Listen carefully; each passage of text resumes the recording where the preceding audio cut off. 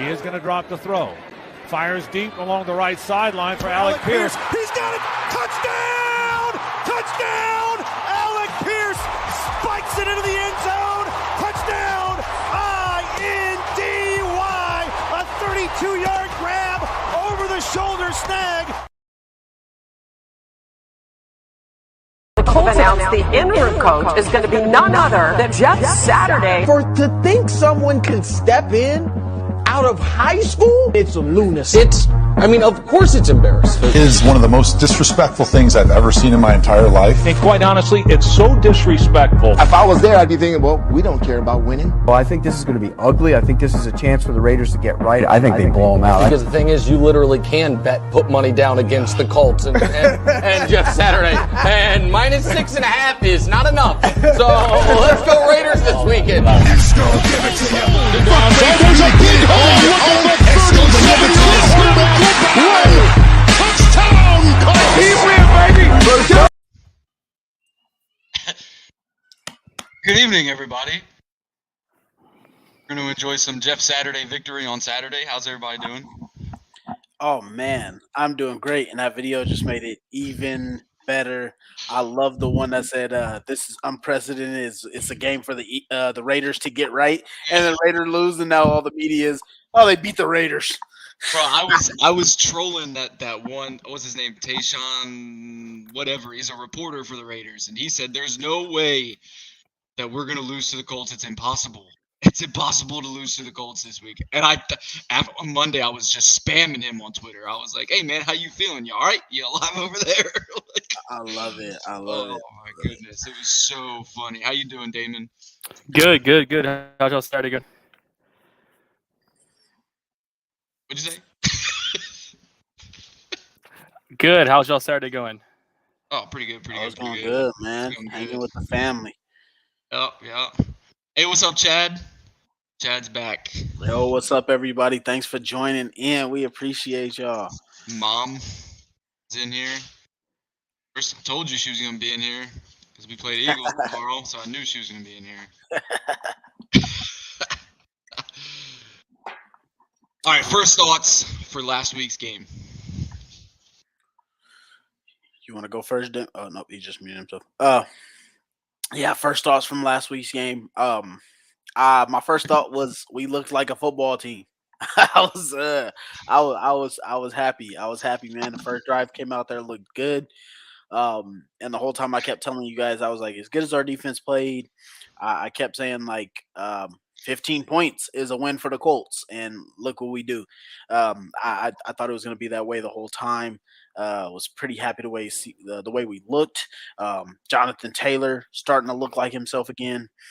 I liked the way we came out there and played.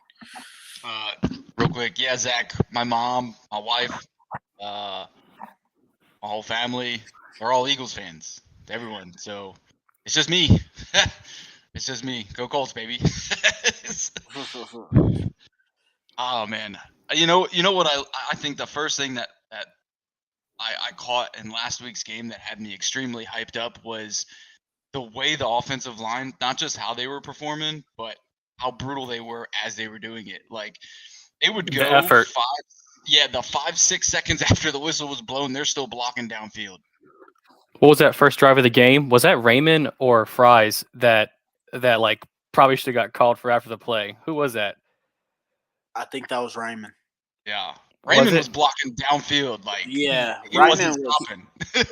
Raymond reminded me of that dude that the Saints drafted this year. He was nasty in that game. Yeah, it was like every single one on that offensive line was just blocking.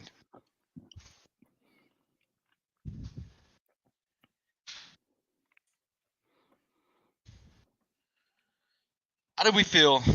So this was crazy, right? So Jeff Saturday says he chose on, Friday that he was going to start Matt Ryan, but then didn't announce it until Sunday morning that Matt Ryan was going to start. There was some guesses about it, some stipulation from the media. Stephen Holder had wrote, he was like, I think he saw something on Saturday, and he was like, Colts don't give me something to write about because he saw Matt Ryan throwing with the ones. So that was kind of out there. And then I think it was we put Nick Foles on the inactive, and then Matt Ryan was going to be the backup. I think that was what was reported out, was that Matt was going to suit up on Sunday, and then everybody started being like, well, is Matt going to get his job back?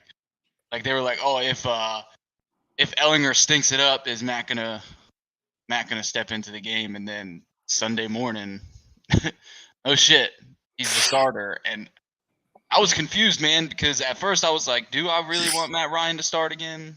Do I want Ehlinger to start? Because they both had some pitiful games. Well, for me, in my opinion, like for Jeff to see that in practice, there had to have been a pretty glaring difference of who was performing better. The fact that he mentioned it, I mean, he got asked about a million times during the week, but well, I had never saw him throw. Did see him throw? It tells me a lot. Like, okay, how much of this decision, like stemming back 2 weeks ago, had to do with Frank, Jim? I think is a lot different than we think and what it was initially. I really agree. do. And truth be told, I think that there might be a little bit different as far as maybe the injury thing. I think that may have been kind of a sham a little bit, maybe them just trying to fix things out. But overall, the decision didn't surprise me. And I felt pretty good whenever we found out before the game that it was going to work out pretty well. I ultimately think it was. Everybody kept thinking it was a Jim Irsay move, and I really do think it was a Frank Reich move. I just think Frank couldn't figure out how to use Matt Ryan correctly.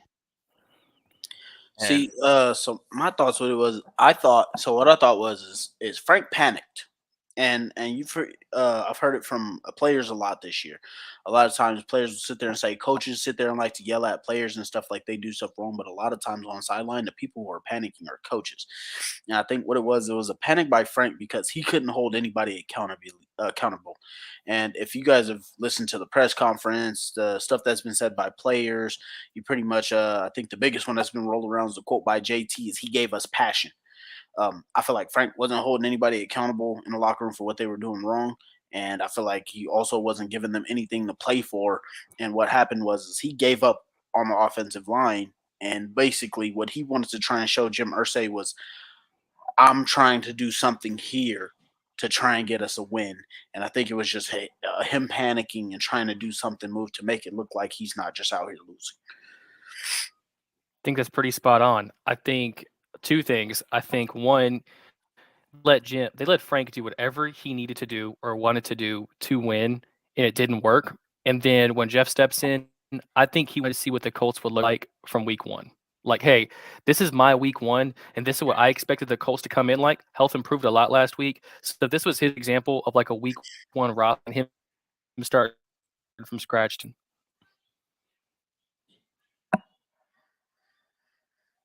Yep, and I think what it was is I think when Frank made the decision to stick with him all year, I think the injury might have been slightly real, and I think the fact was we just couldn't we really weren't protecting Matt Ryan well. And I think what happened with the injury is I think we probably wanted to keep him a little bit upright for the possibility of trading him or something like that, or just maybe not trying to risk him anymore just because he really couldn't move. And if you think about the game versus the Patriots where he was sacked 9 times, like, if that was Matt Ryan in that game, I had told somebody, like, jokingly that he would have been sacked 17 times. But I honestly think we would have probably gave up a historic number of sacks if Matt Ryan was playing in that game. And so I think there is some truth to it. But I think Jeff Saturday just came in here with the energy and a game plan and actually an attitude to keep people active and playing. I think that's what it was. What's up, Paul? So we lost Damon real quick. I think he's going to go fix whatever his issues are. He's in and out with his mic. Yeah, man. I think Jeff. We've all been saying it that what Frank just didn't have the energy he used to have when he first got the job. Like he was slowly losing it more and more each week. Every press conference, he just didn't look like he had it. Chad over here says Matt looked a lot better last week. He's a workhorse, and having the offensive line playing like they did gave him the opportunity to show he still got it. And I agree because last week kind of showed what we expected when we got Matt Ryan. Everything that we promised Matt Ryan when it came to the run game, the offense, and the defense all playing well together. That's what we promised him. And I mean, it wasn't even the defense, just O-line and running game. right, just what we offered. You know, when we said, "Hey, we want you to come here. This is what we're offering: a top running game, and then this offensive line, best offensive line in football." And he just didn't have that first 9 weeks. And a lot of the times I was questioning on whether that was because of Matt Ryan, you know, what the issue was. There was a lot of questions going on, but I think what was proven last week was that Frank Reich was more of an issue than even what me as a Frank hater realized. Yeah, exactly. And then Dan Knight says Jeff, as a former Pro Bowl lineman, gets respected from the O-line immediately. Honestly, Dan, I'm gonna kind of disagree there because I don't think that. I mean, as a player and as like a coach, or not a coach, not even as a coach, as a player and as a man, I think he gets the respect from the locker room. But when somebody takes over as a coach, I feel like that's a little bit different. You're coming into a season, and when you're one of those guys in the locker room, just like they've all talked about it, Jeff's even talked about it. I got to go in there and I got to earn that locker room's respect because a lot of times if somebody comes in and you can think like, hey, yeah, I deserve this. As a matter of fact, Josh McDaniels, for example. Like when you think you're going to walk in as a coach with 30 plus years of experience and guys just don't play for you, you're not earning the respect of those players. And you can tell how players play when they got a lot of respect for you. So that's where I'm at with that, Dan. I think the O-line does give him respect as for what he did for the history of the Colts, but I just don't think that really matters as a head coach. You still got to prove it to players. I think the impact that Jeff had when he first came in the building was what he said when he went and talked to the offensive line. I think what it is you had this whole Pro Bowl offensive line, you know, these all pros, and they just got, I'm telling you, the way Jeff says it, he was so calm and light about it, but I guarantee you he was not when he went in that room. 1,000%. I guarantee you this Hall of Fame center went into this offensive line room and told them that they look like shit and that they do not look like the all-pro offensive line. And when you're getting told that by a Hall of Fame center, not just a Pro Bowl lineman, you know, he's a Hall of Famer. You're getting told that, of course you're going to make changes. I also think that we got to give Will Fries a little bit of credit because we got Pryor out of there, and then Will Fries was in there just aggressively blocking downfield. So that hats off to that man. I think honestly, with the whole offensive line, the only time a block was missed wasn't even a lineman. It was Mo Alley Cox. And I believe it was on that 60-something yard touchdown run. Mo missed him. Yep. And that's another thing that just like Rick Venturi's been saying, I think since about week 5, he said, I would have went and told this line, you're the most overrated offensive line in the league. And I think that's pretty much not exactly how Jeff said it, but he said, I called him out. I'm going to call you guys out and let you know, like, you're not playing well. And Zach has a comment here. He says, I think Jeff Saturday has the advantage that nobody is talking about. Jeff has watched tons of tape of all NFL teams for his job at ESPN. I think that something is very vastly under the radar. I think Jeff has a mind figured out how to attack teams. He's talked to all former coaches and players at ESPN, so you wonder if Jeff is using that to his advantage. Also, Jeff is exactly what the Colts need right now, a leader of men and a team extremely focused on the goal of winning. And another key thing to add to that is that he's letting someone else call plays. Exactly. Yeah, exactly. I mean that's the huge part of it. I never was a fan of head coaches calling plays. I don't know. Like, I don't know if we could have put anybody different that was already in house and struck a same nerve or had the same amount of passion to win. Do you mean as far as calling for the interim head coach? Yeah, I agree. Yes, exactly. Yeah, I don't think and with that point, I think it's mainly because all of them have been beat down all year. Which one of them was going to step up and fix this? None of them, because they're all part of the problem. Who wants to fix this broken team? Right, they were all part of the problem. All of them came in here. I think I heard Rick Venturi say it the other day. Or not, it wasn't Rick Venturi. I think it was actually Pat McAfee. Pat McAfee said it. He said, how are you going to hire Gus or John Fox as the interim head coaches when they just came here They don't know the culture, and we've been losing since they got here. So why would it make sense to put them as interim? Another part, he said that both of them coaches has been losing as head coaches, which is why they're here. Bingo. So there was a lot to it, and just like Zach said, a lot of it was what he said. Some media personnel have been bringing that up about what he's been doing, and he's been talking about a lot of these teams all year. So we should be able to see what Jeff can dial up for these guys and have out there. He's also he also is missing a few key players, so we'll see how he has to cover for that. We'll get into that in some other segments here. So Chad says, what about Joe Thomas saying it's disrespectful, but a couple years ago he said he put his name in the hat for head coach. Oh, Chad, thank you for the comment there. I called it out because I heard on Pat McAfee's show the day after it happened, and Joe actually commented about it, and he said, I can't even lie to you. I don't remember because I paid like a half split attention to it just because I thought Joe Thomas was the biggest douchebag for what he said after that. And even though the fact that he put in his ticket for the head coaching job of the Cleveland Browns, because you sit there and say it's the most disrespectful thing. But why does a former player apply for a franchise? Because they used to play there. So I thought that was crazy that he sat there and took that route, even though he had did it. And like Pat McAfee said, he's doing it for the puppets of the television show that wanted to get some tweets out and get some numbers running up. And I think that's what it was. I don't exactly agree with Cowher either. I don't know what was Cowher thinking when he said all that either. That was extremely uncalled for. Not very characteristic of him. I don't understand, and here's the thing, right? Half those guys were either coaches or players, right? None of them went to college to be sports journalists. None of them worked their way up the field to be a sports analyst, but they got the job because they're players and coaches. But yeah, you have people who literally never played or coached the game, but they're very good at analyzing, or they're very good at being a sports journalist, and they had to work their way from the bottom to the top, and they got passed over for these guys who coached or played the game with no experience as a sports journalist. Yep. I was just thinking about that. Think about from all the people that you sit here and look on TV. I look at all the CBS reporters. You look at Good Morning Football. Devin McCourty is on there. Well, it's like, how did you get on there, bro? And he's on there replacing Nate Burleson, who then went over to CBS and whatnot.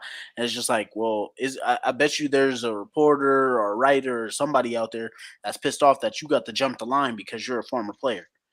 Like, we look at ESPN. You don't think there's plenty other Dan Grazianos out there that want to be in the position of a Bart Scott or something like that? Like, it's crazy how they sat there and reacted to this. And I felt like a lot of it was disrespectful, especially from some of the former coaches and players, to not just be like, wow, because you ask any player out there. Even Reggie Wayne said it.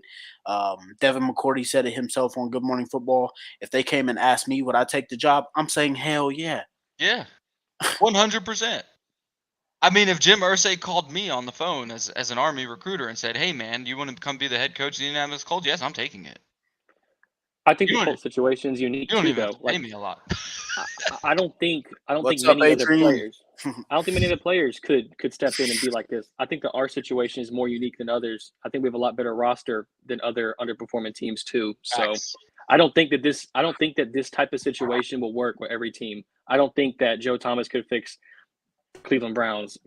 I don't think Cam Newton could come coach the Panthers. Joe Thomas clearly couldn't fix the Browns because he couldn't fix them when he was playing there. Right. And here's the other thing. Right? Houston even said that they hired, supposedly, this is reported by their insiders, they didn't even want to hire the coach that they have now. I don't remember who it is, but I think Lovie Smith. Yeah, they didn't want to hire Lovie Smith. They wanted to hire McCown. But they didn't hire McCown because they didn't want the backlash. I think I might I didn't know that. Yeah, that's coming. I remember. I was reading a bunch of insiders. That the GM Nick Caserio for the Texans, he wanted the former head coach, I forgot his name, that was there before Lovie Smith this past year. They wanted him to hire some people that they wanted to bring in onto his staff. Cully, right? Yeah, Cully. And Matt, that's when me and you had that conversation because I thought it was a race thing. And then you were like, no, hold on, let's think about this or whatever. And I did more details into it. And they just wanted to hire some staff that they thought would help him be more productive. And he didn't feel that. He wanted to keep his own guys that he had on staff. And so they chose to part ways. And I thought they chose Lovie. So, right, no. So exactly what I was reading this past week was that some insiders were reporting that Houston didn't want to hire Lovie. They didn't want Lovie to be the head coach. They chose Lovie because of the Brian Flores situation that happened. And they actually wanted to hire Josh McCown. And they got concerned with if they were to hire Josh McCown, they would have taken all this heat that we're taking pretty much. I must have missed that story. So they took Lovie Smith. They kind of settled because of the media. Well, then, if that's the case, I'm glad we got the owner that we got, and he'll take all the heat because he's been laughing about it, and he's been all over Twitter. Yeah. Murphy's been laughing. How about us beating Las Vegas so bad they can't even fire their coach now? They're so broke. They said they're verbatim liquid cash poor. They cannot move a coach at this moment. So they're literally stuck with a coach. Imagine wanting being a coach. Right now, they're still paying Gruden. They're considering releasing Derek Carr next season because this is how bad their team has been. They can't even. They're still paying Gruden because they fired Gruden. They're still paying him. Now they're paying Josh McDaniels. I don't understand why they hired Josh McDaniels to begin with.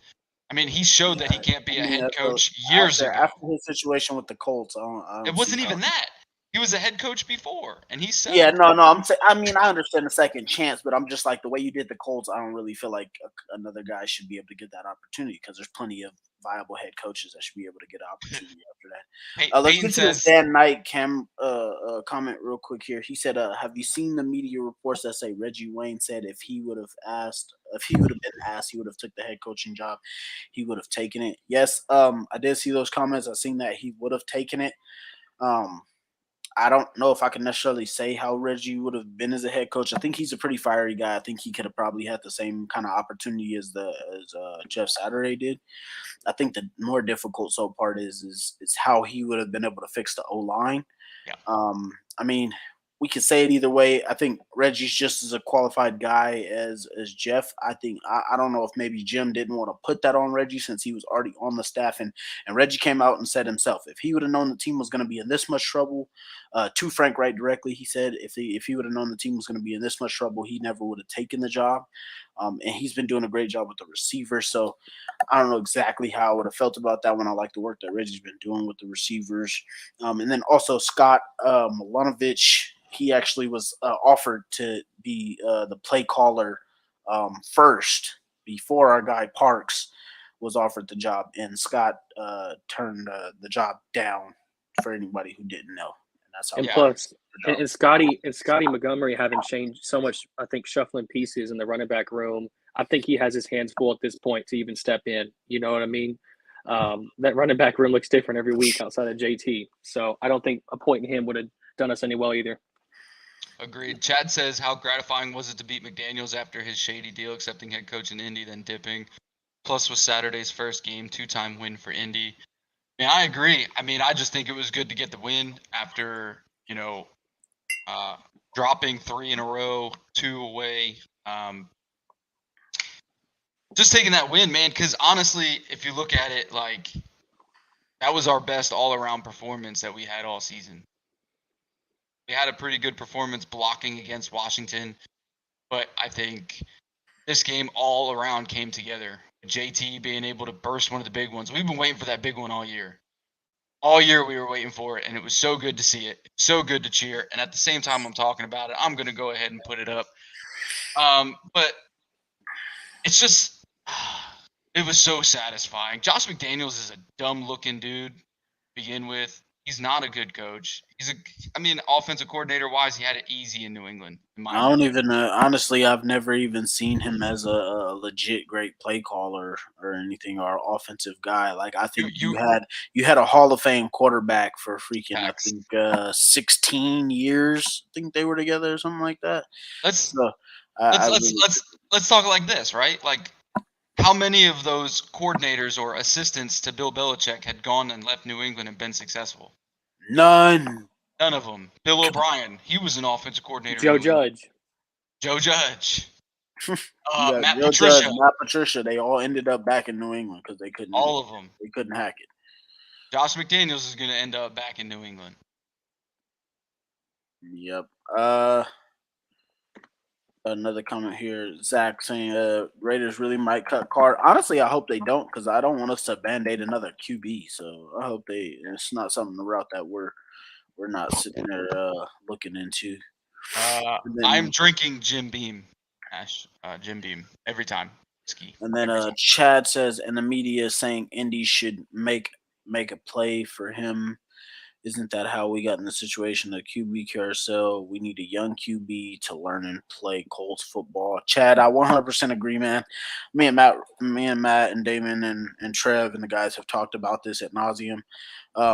We should have been tried to, find our young quarterback. If you go back the years when we had Sam Ehlinger and we had the boy Jacob Eason competing for a short time. And we went out and traded for Carson Wentz. I think that year we should have just let those guys compete it out and came out with whatever record we did, and we should have tried to get a quarterback then. So we definitely can't keep this slow show going. Look at that block by Braden. Look at that big but what I'm saying is, hole. Look at that. Mo almost missed that block. Like, that was one of the only that I hated watching this whole line. Yeah, it was great. Look at JT's ankle. It's great to see that he's healthy and he has that speed again. Look at that block down though. Like, that whole defense was just pushed. Oh my goodness. That speed's what worried me. I was so worried about him coming back with the speed and to see him outrun a trailing safety. I was like, oof. Yeah, that's what I was saying. I was just hoping he was healthy. And I've always said that I'm not a fan of re-signing running backs, but if we don't re-sign Jonathan Taylor, I'm gonna be pissed. No, he's still young enough. You give him a 3 to 4 year deal, and you chalk that up. And I want to say, when we do re-sign him, I don't want him in that high market. You know what I'm saying? Like, I don't want him in that CMC, Derrick Henry, Zeke, that $15-16 million range. Let's keep him around that 12 to 14. And I think JT's a humble enough person to where he would accept that. So I would hope that would be the case. And yes, Zach, big gaping hole. Credits to Pat McAfee and the boys. Yep. I wanna say Chad says, we talked about the draft last week, not a whole lot of availability where we stand at 15 overall. What current younger QB would be a good fit? What about dude from TCU? Is he coming into the NFL next year? Yeah, Max Duggan. Yes, he is. He is. He's a gamer, but decision making for me is kind of what worries me. This is his first really good season. So, and he's a fifth year too. So that's how you get the league. Yeah, he's coming in. He's coming in a little bit older than most. He's coachable. He's a dual threat. But if we're going to start off here, I'll give my opinion. I think it's Bryce Young. I know the height brings some worries. But when I think about coachability and just being able to come in day one, make an impact, and grow with the team, I'm taking Bryce Young. Yeah, Chad, to answer your question, anybody who's talked to me or kind of knows, or actually if you look in a couple of the posts, I think I've seen some on Colts Nation, people talking about what we need to do. I just think there's 3 key locks that you can get at QB if you want to kind of put your franchise in a different state as far as young quarterback that can get it done. And my 3 would be CJ Stroud from Ohio State. And the reason he's my number 1 is because his size. He's 6'4", he's 217. This is a bigger quarterback who I can trust the ability. He's been great in the passing game. And then you give him a running game and a defense to play with, and I think he's an easy quarterback to develop. Number 2 would be Bryce Young. The reason Bryce Young is my number 2, he would be my number 1 if he was bigger. So he's a smaller quarterback, only 6 foot and like 195 pounds, I'd say. Those quarterbacks are just tough with their durability, but I think he could have like that Tua effect. And I still think, as far as any of the quarterbacks in this class, he's pretty much the most developed as far as up here wise. And then number 3 would be Hooker. Hooker from Tennessee. I think the guy is really good. He doesn't turn over the football, and he can be a really good quarterback. So those are just the 3 that I have. And then there's also some other names to just put out there. But this class has a lot of quarterbacks that can do some things. And then I'm also a type of guy that I don't like the Mac Jones perspective. If you look at you got low ceiling, low floor or high floor for a quarterback. I don't like that. I'd rather go high ceiling with a potential low floor because of the fact that you can see the growth and the development pretty much if you look at the way of a Josh Allen. So high ceiling is what we want. We want a guy that can grow to be great.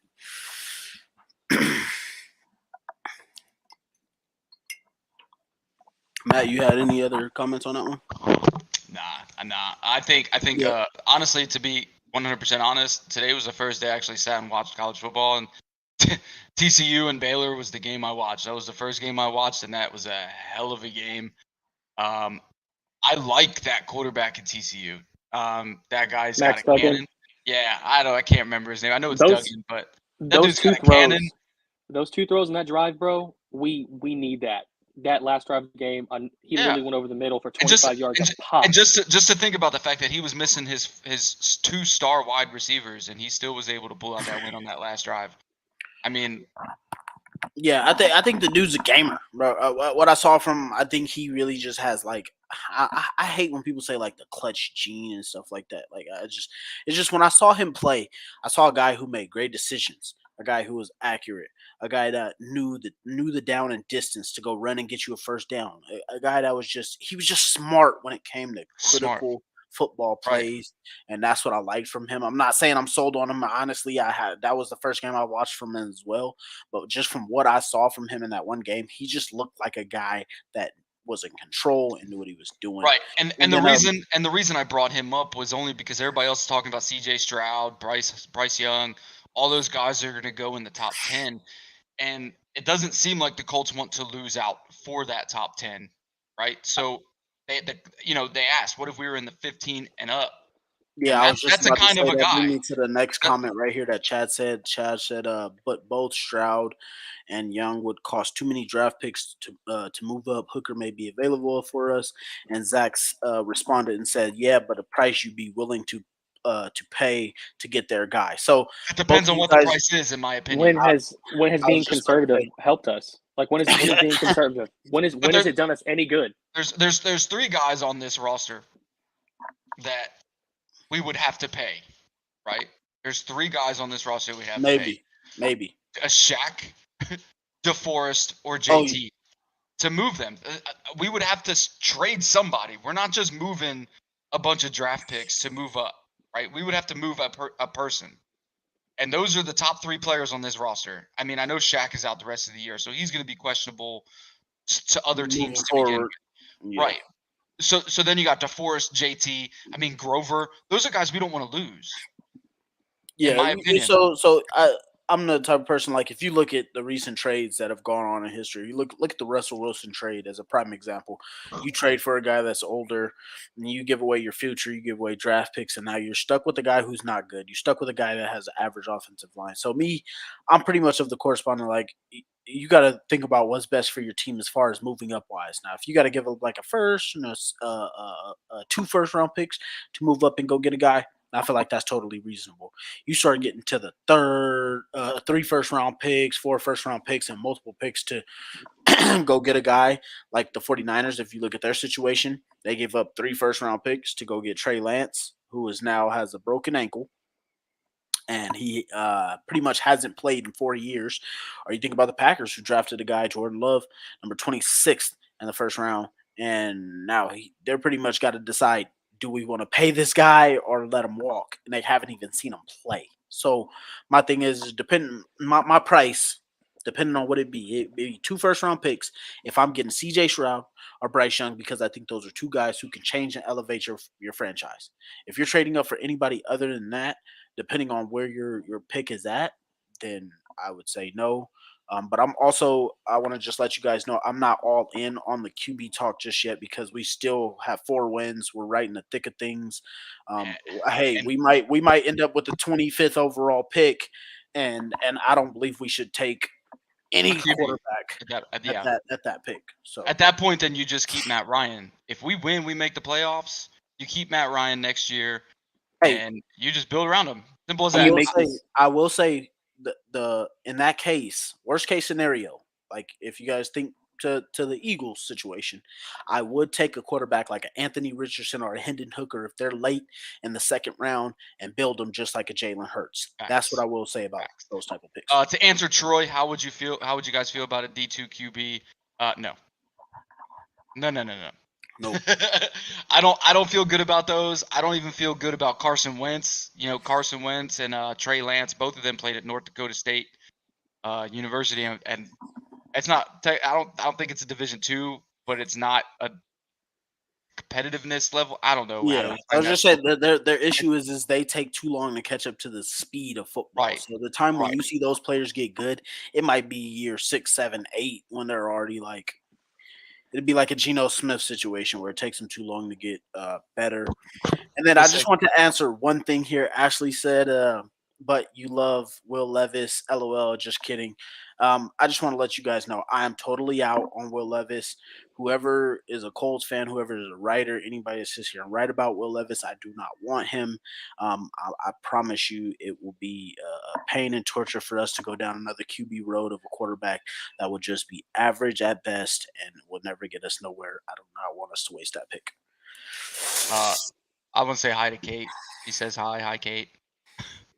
What's up, man? I do agree with what Zach says here. We get a late round pick to go receiver or left tackle, and I agree with that 100%.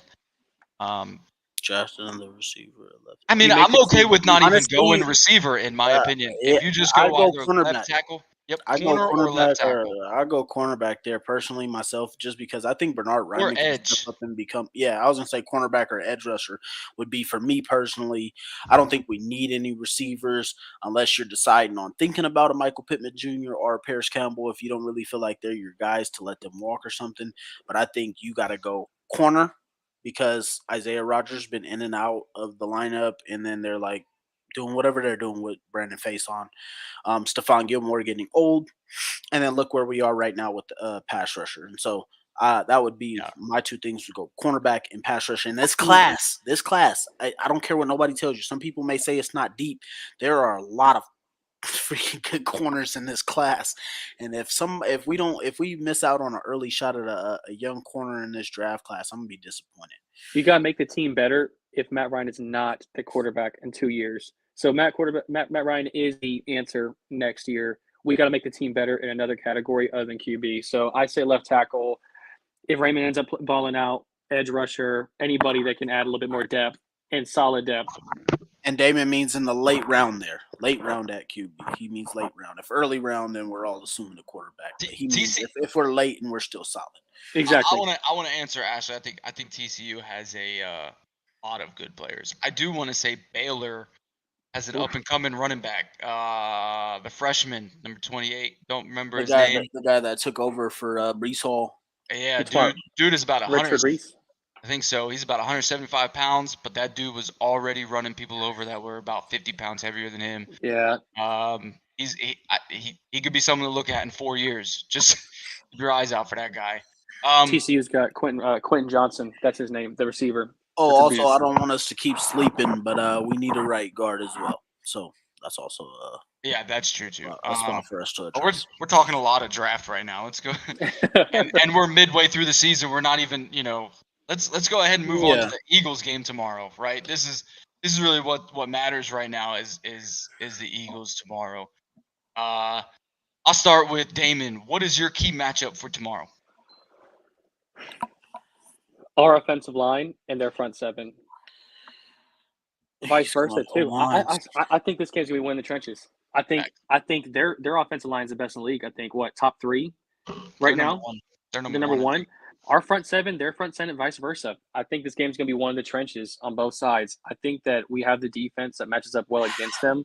But if we don't get off to a hot start on offense, this is going to be a slug match. So I think it's going to be both front 7s. Okay. What about you, D? Key matchup. So my key matchup is going to be kind of similar to Damon's here, but mine's is literally just going to be a spotlight. It's going to be the edge rushers versus their tackles. Can we contain Jalen Hurts while mucking up the middle of this and trying to play against their guys? Jason Kelce has been kind of banged up a little bit this season. I'd like to see DeForest Buckner and Grover Stewart eat up inside. But we really need to contain Jalen Hurts, keep him from getting outside the pocket, and then letting our DBs kind of take advantage of some plays that I think we should be able to make in this game. So what worries me is not having Tyquan. I like that you said edge rushers, and I told you guys earlier in the group chat, Tyquan, I'm going to miss tomorrow. We're going to get a lot of headache on that edge. When it comes to – because they run off the edge with Miles Sanders. They run off the edge with Jalen Hurts. And Tyquan's playing better than Quiddy at sealing the edge. Right. Scheme-wise, what do y'all think it's going to look like tomorrow then? If this is the case, what do you think we're going to play scheme-wise? Very similar kind of what we've seen previously? Do you say in defense or for the Eagles offense? No, defensively, what are we going to do? So defensively, I think we're gonna be in the same scheme. Our scheme isn't gonna change. The issue is gonna be is who's playing there. And as we know about Yannick Ngakoue for his history, he's not a very good run defender. And so they're literally just going to run at him and possibly Cameron Klein pretty much all day. So we could maybe see some overload blitzes on those edges maybe.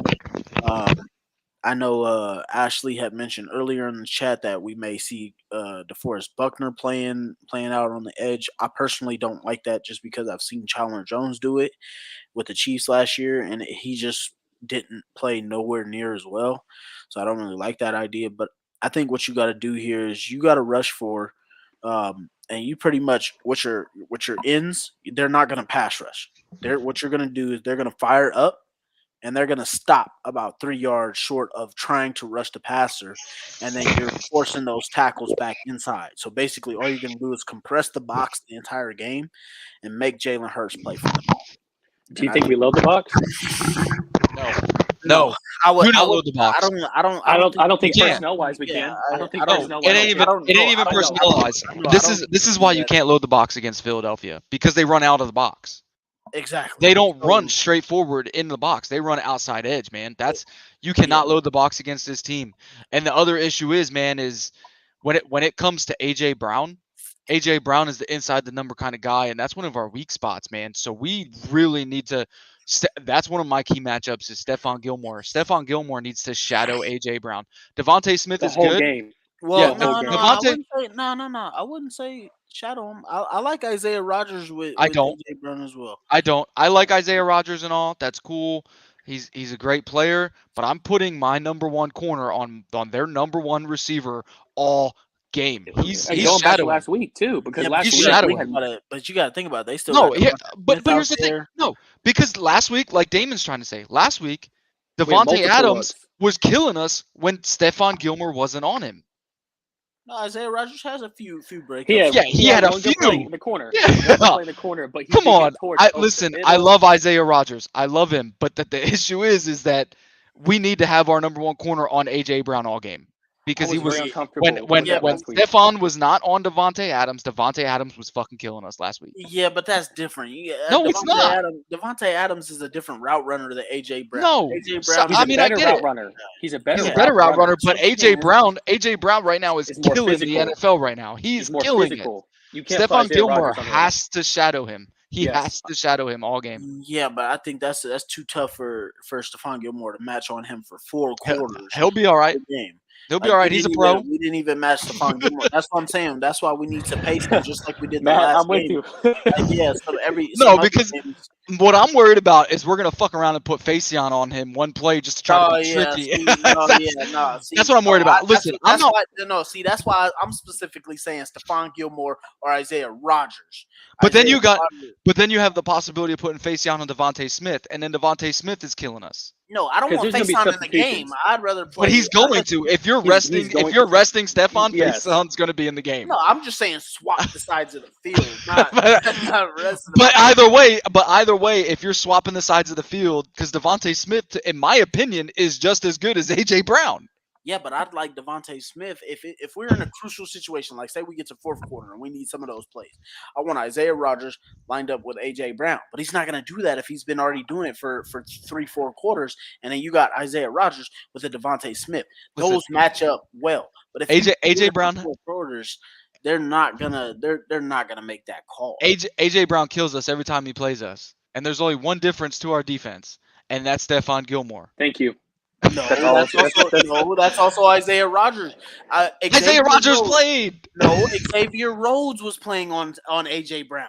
But so did Isaiah Rodgers. No, Isaiah Rodgers has played against the. No, he didn't cover him. I'm about 95% sure I can go back and find film of Isaiah Rodgers covering AJ Brown. You're going to find some small film, I'm telling you. That still happened. Small means it happened. Yeah, but you can develop. Come on now. You move up each year. Nah, hell no.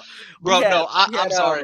I'm sorry. I get it. Eberflus running that same cover 3 where guys just stick to one side. It was cover 2. Or yeah, cover 2. Right. It was and he Tampa basically, yeah, exactly. And so Isaiah Rodgers wasn't moving. So that's what I'm saying. I'm like, I like the Isaiah Rodgers matchup with people. And according to Pro Football Focus, who I don't even really like, Isaiah Rodgers is the 7th rated corner. Chad says he smells bet.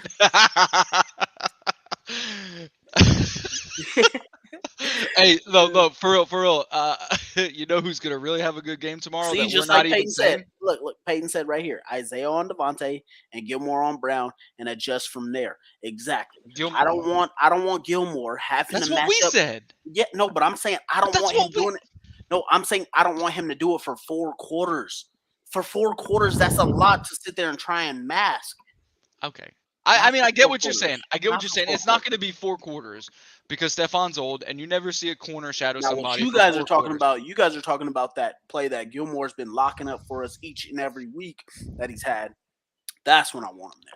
So this is my thing, right? If it's a 1-score game, we're in the lead, and our defense is on the field with 20 seconds left, and there's 1 play to go. Give me Gilmore on AJ Brown. Okay, so now we're on the same page. Give me your best. Exactly.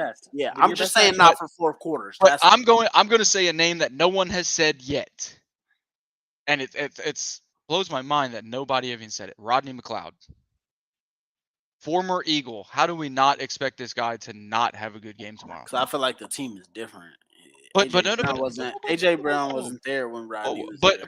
But Rodney, I mean, Rodney's a solid player, and he has performed. No, I'm not saying he's not solid. I'm just saying he's just the team a little bit different. It's only AJ Brown that's different.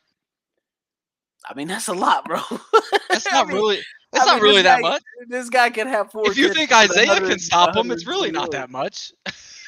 I mean, I don't know. I'm just saying, man. Rodney, I think, could have a stellar game tomorrow. I mean, it depends if we don't keep changing our safeties. Who we need to have a stellar game is Yannick. That dude needs to show us why the hell he came here. Like I said, I told you guys in the chat, Yannick needs to show up tomorrow. If he does not show up, I'm done with Yannick, bro. I think the linebackers are going to play huge for us tomorrow, playing sideline to sideline. EJ Speed is going to have a good game. EJ Speed will. This year, Julian must be the deepest man on the field at all times, 100%, or Nick Cross, because both of them are sideline to sideline. Chad is making the prediction here that Stephon will have 2 interceptions. And then we also have Bailey here saying 45 Colts, Eagles 7. Former for a reason because he didn't want to stay in Philly. Yeah, I mean, he was another guy that was looking at Frank. It's like he thought Frank was going to be his guy to come over here and play. Dan is asking, is Zaire Franklin out? I believe he will be a game time decision. And Peyton says I think he Franklin plays. sucks. No, Zaire Franklin does not suck, Peyton. I gotta disagree with you. He will play. Zaire Franklin will play. If there is any Colt that I have become a fan of this season, it's him. Yeah, he makes some mistakes in coverage, getting beat sometimes over the top by a tight end. But that dude coming downhill has saved us on 3rd and 4th down countless times this year, and has stepped in for 53 when we needed him. So, I mean, Zaire Franklin might be the most underrated player on our defense. The only reason, my bad. I gotta apologize to Peyton there. He said Franklin is sick. I thought you said he sucks. That was my bad. I think a lot of those players that got sick are all playing tomorrow. So including players like Lamar Jackson from Baltimore. I think most of those guys that got sick will be playing. I think the only player on the injury report right now that I'm really concerned about is Braden Smith, and I'm hoping he's all right and is going to be able to go tomorrow. He has a tweak in his back. Yeah, hopefully that man just got a massage and sat in an ice bath. He'll be all right.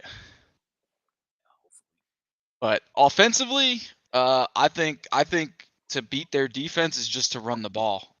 If you look at them statistically, they are a bottom 10. Yep, they are a bottom 10 running defense, and we can run on them as long as we block what we did last week. Matt Ryan. I mean, there are people who are predicting that Matt Ryan's going to throw 300-plus yards. I don't think so, man. I think he's probably going to throw the ball maybe 15 to 20 times tomorrow. If old Frazier calls the game that I'm expecting 30-40 times, we on a bad end. We about to lose. Yeah.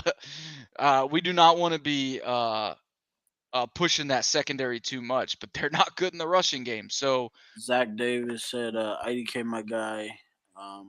I won't be mad if he leaves. Are we talking about Yannick, Zach? What's he talking about? He said he was talking about he's saying if somebody, I think he's talking about Yannick. I think he's saying he wouldn't be worried about it if he leaves because he's pretty much like an invisible pass rusher. Peyton, I am not going to the game tomorrow. I'm not either. I live in Reno, Nevada. I'm in Dallas, so. Matt, are we going to go to the Dallas one or what? I looked at nosebleeds. That's like $600 tickets. Nosebleeds for Dallas are $202 right now. I don't know if I can afford that. So I looked at tickets before, and they were already so expensive. Zach is talking about Kenny Moore here. I should have went to the Houston game with you. That would have been cheaper. I don't know. I don't think we can afford to lose Kenny Moore without getting some compensation for him. I think he's still a pretty good player. So if we lost Kenny Moore, I mean, he's my favorite Colt. But at the end of the day, I'd rather lose him and get something back for him rather than just lose him. What do y'all think? Do y'all think Nyheim would have maybe still wanted to go, or if he would maybe be more integrated in this offense? I know it's kind of, still the bones of Frank Reich's offense just consumed a lot, but you think Nyheim gets some usage if he's still here? I think he would. I think he would get some more usage. I think the tough part is really like now, if you think about how he's gotten traded, since he's gotten traded, I think he's been over there for 2 weeks now, and he hasn't been used. He has a total of like 4 or 5 touches. So to see his usage still be the same, and then him want to get traded due to usage, I mean, I honestly don't get it, But yeah, to answer your question personally, I think Jeff Saturday would definitely be looking to use the 2-headed monster. He'd probably be telling Parks to get both of those backs involved personally. Is DJ back tomorrow too? Yes. He is. He is. That's huge. Yes. We got it. We're finally going to get to see that healthy 1-2 punch, and we better be using it for every fourth down and anything like that. Nothing on a shotgun. I mean, it's Parks, man. And Parks literally called a game last week that we all wanted to be called all year long. Those quick throws, screens, those misdirection runs. I mean, how many times did we see somebody pull yesterday or last Sunday? More than we'd seen all year. More than all season. That's nonsense. We even ran rushing plays that we haven't ran all year. Right. We've called like one wham all year. I think we had some 4 in that game. Matt was under center a lot last week. No more shotgun. Chad said he thinks that was a horrible trade. Honestly, Chad, I'm gonna say no. I'm gonna disagree there because Rocky Sin for us hasn't been healthy pretty much his whole entire time here. And then when he was playing DB, he'd either give you great coverage or a holding play. So I think if you have a chance to go get a pass rusher, a guy that's a 10 sack guy or 8 sack guy, let's say 8 because it's consistently been 8 or so. That's the type of guy that you want to get. I think the problem with Yannick is he's a sack guy and not a consistent pressure guy. And I think that's more so one of the things that I've really learned this year is you want a pass rusher who's like how they talk about Max Crosby. Max Crosby's not like a high sack number guy, even if his numbers are good on the sacks per se. But what it is he's consistently getting pressure. Like almost every play you're seeing him near the quarterback or in the quarterback's face. And I think that's the issue that we get with Yannick. Maybe he'll get some sacks, but it's not necessarily the pressure. You want pressure pretty much on like 25% of your plays if you're a pass rusher, and that's what Kwity Paye was giving us, which is why we're going to be kind of hurting without him. It might be a little bit too early to tell too. On top of your point here, we're only midway through the season. He might turn this thing on. He might not. He may turn it on the playoffs for say we make it. So it's a little bit too early to say that trade was horrible. Honestly, I miss Rock only because I liked his aggressiveness. I know that he got flagged a lot, but the majority of the time he got flagged was against quarterbacks that always get those favored calls. Those Patrick Mahomes, the Aaron Rodgers, the Ben Roethlisbergers. Those were the quarterbacks that were getting those favored calls because a lot of the times his holdings or his, pass interferences, they were questionable. And the only reason those flags were thrown was because of who was throwing that ball. That's it. How about that too? While we're on the penalties last week, massive difference. I was just about to say there was a couple calls that were missed, but I was very appreciative that we actually got some calls because those are calls that we haven't been getting all year. Even on offense and defense too. I do think we got away with one at the end. I think Alec Pierce needs to work on a few too because he always looks back on some of those plays, and there's some plays where if he just keeps fighting for the ball rather than giving up on the play, as soon as like a DB touches him, he get that call. He'll get the flag.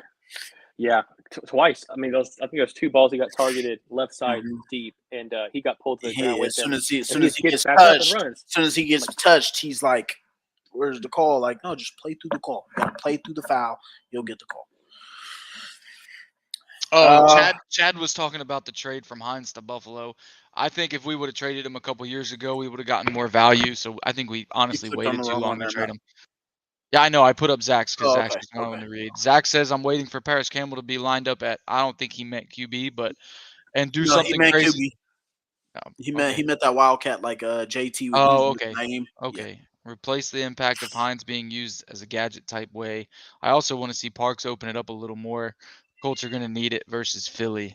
I honestly think Philly. I think Philly can honestly be beat with a simple play call. With a simple playbook. I do not want to see us open up anything versus this Philadelphia squad. Like, if you look at some of their pass rushers, it's not even their big name guys. It's their rotational guys that really can worry some of us this year. And so I don't want to see us open it up and throw like 30 passes. I think our bread and butter will probably be to that 24 to 27 pass range, maybe a little bit less. But I think that's enough for us against Philly. And I want to say about 34 rushes as a team is what we should be looking for. Let's see some consistency on offense before we start opening some things up. Let's see JT go for another 100 yards, 120. Let's see if we continue to protect. To protect. It might be a little bit too early into this thing. So has anybody watched tape on Philly? I have seen a lot of tape of Philly. Can you answer this question for my mom? I haven't watched any tape on Philly. I haven't seen Fletcher Cox struggle at all. He's getting up there. He's getting up there in age. So a lot of thing with Fletcher Cox is what's happening with him is a lot of teams are choosing to double Fletcher Cox. So it's tough to match up with Philly because they have so many mismatches. So if you look at from their she said no. Is she talking about Mo Alley Cox or Fletcher Cox? Oh, Mo Alley Cox? Oh. Yeah, okay. Oh, that was Frank Reich's fault. Okay, so Yeah, so Mo Alley Cox. You have a Fletcher Cox on your team. Yeah, no. The reason why Mo Alley Cox is struggling is because he's a 5th, 6th year basketball player who we kind of got sold on a little bit too soon, who we've never made a featured player. He has never been a featured player in this offense. There's never been a game or anything that we have directly game planned for him, even with the 2 touchdown games that he's had in his career. And then we went out and drafted 2 tight ends. And Mo Alie-Cox has just never been a featured guy, and he's also not a great blocker. So the problem is we're trying to mix him in, and we want him to grow to be the Jack Doyle type, while he's also not being a featured guy. So that's why a lot of people, if you look at how they rate the Indianapolis tight ends, none of them are high because we don't have a featured one. So with Jelani being out tomorrow, I'd expect Mo or Kylan to really have a huge game. When it comes to the tight ends, Mo's going to be on the field a whole lot more than usual tomorrow because of Jelani being out. So Jelani's definitely been taking most of the reps from Mo Alie-Cox. Yeah, you're if you're looking for a fantasy tight end from the Colts, you're better off picking up Kylan Granson, who's more of a receiving tight end. And has looked good. He is looking good for. He definitely has. Yeah, outside of the few drops he had, he's definitely been starting to pick it up. And like I told you guys earlier in the season, he had that 4.4 yards of separation, which is 4th in the NFL. So, what guy from practice squad? She's talking about Nikina, something like that. Tight end that we just pulled up. Oh, he's probably going to be on the field for goal line situations. Yeah, exactly. He's probably going to get like 3 plays. Don't expect that guy to be on the field for downfield throws. Honestly, if you don't have JT, Michael Pittman Jr. or Paris Campbell on offense, you probably shouldn't be picking up any Colts players for fantasy. Yeah. Yep. Or defense. You might want to pick up their defense. I already got the Colts defense. I picked them as my first defense every single year, and then I actually took a risk on Campbell this year, and he is bringing home the money. He gave me 20 last week. I'm loving my guy, and I feel like if Matt Ryan would have been there for that Washington game too, Paris Campbell would have gave me another game and went off. So. I picked up Paris. All right, not gonna lie, I picked up Paris in a couple of my leagues because he was left out. I do have their defense. And then the Colts defense in one of my leagues. I play in a money league with my actual recruiter, the guy who put me in the Army. I'm in a money league with him, and I picked up our defense over there. So, there you go. And then Dan Knight says run game will be huge for us if we can block for it. And, like we said, we all agree here. Run the ball. Run the damn ball. We need 34 rushes as a team or more. Like we said, we promised Matt Ryan the number 1 offensive line and a running game. And we weren't giving that to him the first 9 weeks. He saw it in week 10, and I hope that just continues. If we can continue that, I'm telling you, we can beat anybody left. We really can. I mean, the hardest 3 teams that we have to play left is Philly, Dallas, Giants. Maybe you can add Vikings to that, but I think Vikings are the biggest pretenders in the league. The only player on that team. Somebody finally agrees with me about the Vikings. I think the best. I like Kirk Cousins. I think he's one of the better game managers in football, and I think Justin Jefferson is the best wide receiver in football right now and could potentially go down as a GOAT. But I think the rest of that team is just a bunch of pretenders, and they're riding Justin Jefferson as far as they can go. I think Ashley, I think this is Kirk's year.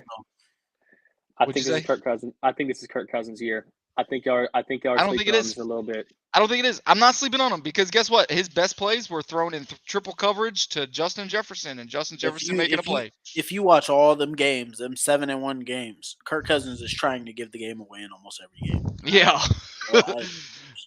I don't like that. All right. All I'm saying, we had a really good question here from Peyton. Peyton says, "Do we still have Reich if we won against the Commanders?" So Peyton, that's a really good question, and I find it tough to answer because of the fact that a win covers everything. Like if you look at the NFL, a win will mask how bad your team is, the deficiency you have on your team, an unhappy situation. A win covers everything.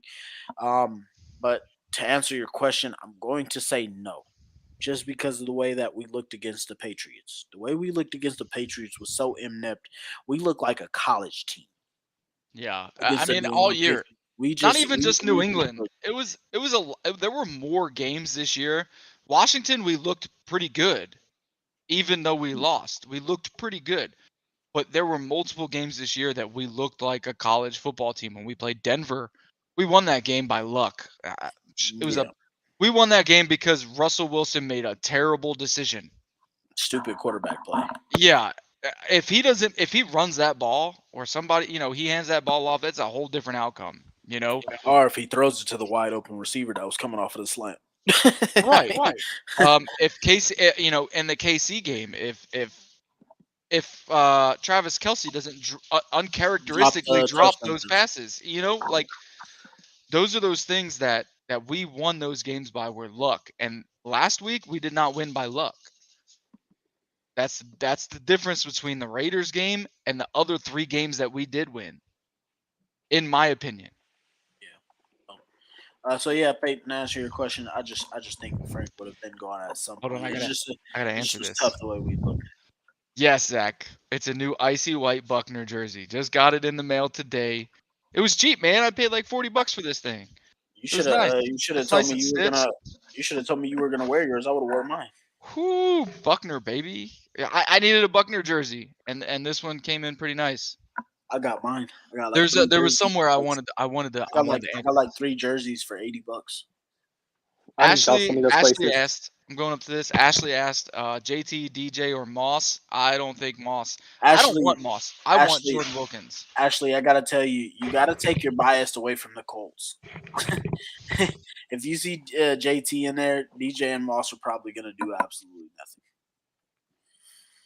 Facts. Peyton thinks the Vikings are more real than the Eagles. I think that's I agree, Peyton. hate right now. Peyton, I'm just gonna say it like this: they already played, and the Vikings look like children. Sorry about it.